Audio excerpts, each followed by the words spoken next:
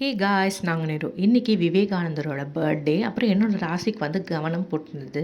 அப்புறம் கவனித்து பார்த்தா தான் வந்து என் நானாவோட ஃபால்ஸ் பர்த்டேங்க. ஃபால்ஸ் பர்த்டேனா அவ்வாவும் தாத்தாவும் வந்து அவர் பிறந்த டேட்டை மார்க் பண்ணி வைக்கல. அதனால தான் எந்த டேட்டை வந்து அவர் ஃபால்ஸ் பர்த்டேவாக எடுத்துக்கிட்டாரு. இன்றைக்கி வந்து சூடான சாதம் வடிச்சிட்டு தக்காளி வெங்காயம் வதக்கிட்டு ஸ்பைசஸ்லாம் போட்டேன். அப்புறம் ஒரு பச்சை மிளகாய் போட்டு கொஞ்சமாக வந்து முந்திரி போட்டு அதை நல்லா பேஸ்ட் பண்ணியாச்சு. அப்புறம் வந்து டபுள் பீன்ஸும் வந்து பட்டாணியும் வந்து ஊற வச்சுருந்தேன். கேரட் பீன்ஸ் அப்புறம் ஒரு வாழைக்காய் எடுத்து வச்சுருந்தேன்.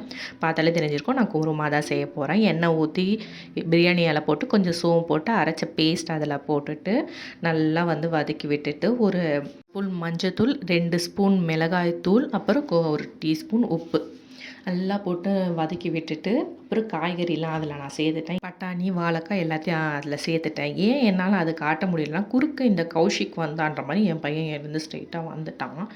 அதுக்கப்புறம் வந்து எல்லாத்தையும் போட்டு அதுக்கான விசில் விட்டாச்சு தண்ணிலாம் ஊற்றிட்டு. அப்புறம் வந்து தேங்காய் பால் அரைச்சி எடுத்துக்கணுங்க. அந்த அரைச்ச விழுதியும் போட்டு அதில் வந்து கலந்து விட்டுடணும்.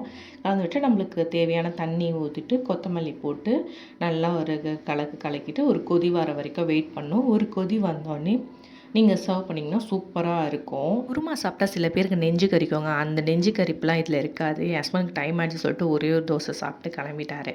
பாய் கேஸ், நெக்ஸ்ட் வீடியோவில் பார்க்கலாம்.